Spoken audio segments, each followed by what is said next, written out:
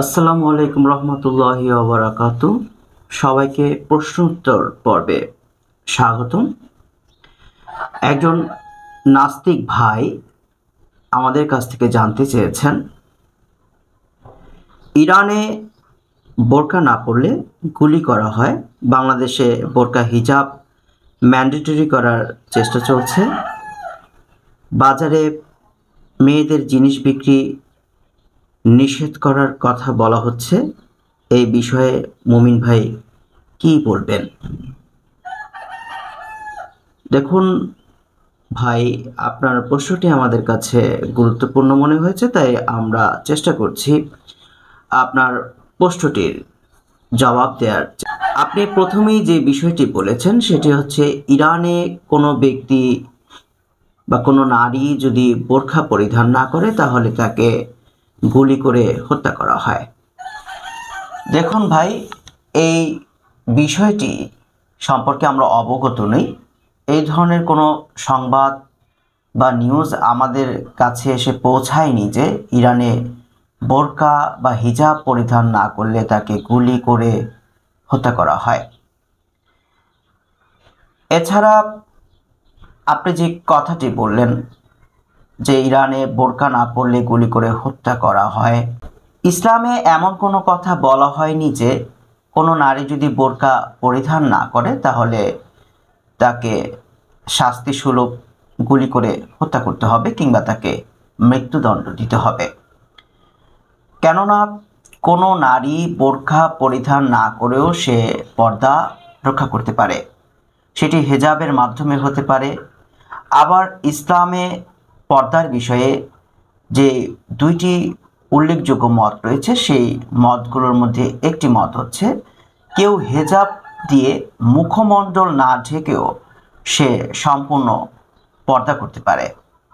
অর্থাৎ নারীর সমস্ত দেহই হচ্ছে লজ্জা স্থান, সে ক্ষেত্রে নারী তার সমস্ত দেহই ঢেকে রাখবে, কিন্তু সে চাইলে শুধুমাত্র তার মুখমণ্ডল খোলা রাখতে পারে। সেক্ষেত্রে হিজাব পরিধান না করে শুধুমাত্র মাথা ঢেকেও আপনি সমস্ত দেহ ঢেকে শুধুমাত্র মুখমণ্ডল খোলা রেখেও কিন্তু পর্দা করতে পারছেন। তবে অবশ্যই খেয়াল রাখতে হবে, চুল বা মাথা ঢেকে রাখতে হবে। দ্বিতীয়ত, ইরান বা বাংলাদেশ এগুলো ইসলামী শরীয়তের কোনো উৎস নয়। ইসলামী শরীয়তের উৎস হচ্ছে পবিত্র কোরআন এবং সেই হাদিস। ইসলামকে বিচার করতে হবে মূল ধর্মগ্রন্থের ভিত্তিতে। শুধুমাত্র ইসলামকে নয়, আমার মতে পৃথিবীর প্রত্যেকটি ধর্মকে বিচার করা উচিত তাদের নিজ নিজ মূল ধর্মগ্রন্থের ভিত্তিতে। সুতরাং ইরান কি রায় কার্যকর করছে বা বাংলাদেশ কি চাচ্ছে সে বিষয়ে ইসলাম কোনো দায়বদ্ধ নয় এবং ইসলাম তাদের করা কর্মের জন্য জবাবদিহি করতেও বাধ্য নয়। দ্বিতীয় কথা হচ্ছে, ইরানে অধিকাংশ মানুষ ইসনে আশারিয়া শিয়া সম্প্রদায়ের, এবং আমরা জানি ইসনে আশারিয়া শিয়া সম্প্রদায়ের আকীদা এবং ঈমান কতটা মূলধারার ইসলামের সাথে সাংঘর্ষিক। সুতরাং তাদের করা কাজের জন্য তারাই ভালো জবাব দিতে পারবে, তাদের কৃতকর্মের জবাব আমরা দিব না, এবং ইসলামও তাদের কৃতকর্মের জবাব দেওয়ার জন্য দায়বদ্ধ নয়। এছাড়া আপনার প্রশ্নে এটি উল্লেখ নেই, আপনি যে দণ্ড কার্যকরের কথা বলেছেন, এই দণ্ড কে বা কারা কোন পরিস্থিতিতে কার্যকর করছেন সেই বিস্তারিত তথ্য আপনার প্রশ্নে উল্লেখ নেই। সুতরাং এ বিষয়ে সুশৃঙ্খল জবাব দেয়া অসম্ভব। এছাড়া বাংলাদেশ সম্পর্কে আপনি যে তথ্য দিয়েছেন, এই তথ্যগুলো আপনার মূলত একটি ধারণা ভিত্তিক। এই ধরনের কোনো তথ্য সুনির্দিষ্ট প্রমাণ বা দলিল আমাদের কাছে নেই বা কোনো পত্রপত্রিকায় আমরা এরকম দেখিনি। তবে এটা আমরা সবাই বুঝতে পারি যে বাংলাদেশের অধিকাংশ মানুষের বর্তমানে প্রাণের দাবি, তারা মূলত খেলাফত ব্যবস্থা প্রতিষ্ঠিত করার পক্ষে। কিন্তু ইসলামিক খেলাফত প্রতিষ্ঠিত করতে হলে আপনাকে শুরুতে ইসলামিক খেলাফত সম্পর্কে আরও স্পষ্ট জ্ঞান লাভ করতে হবে।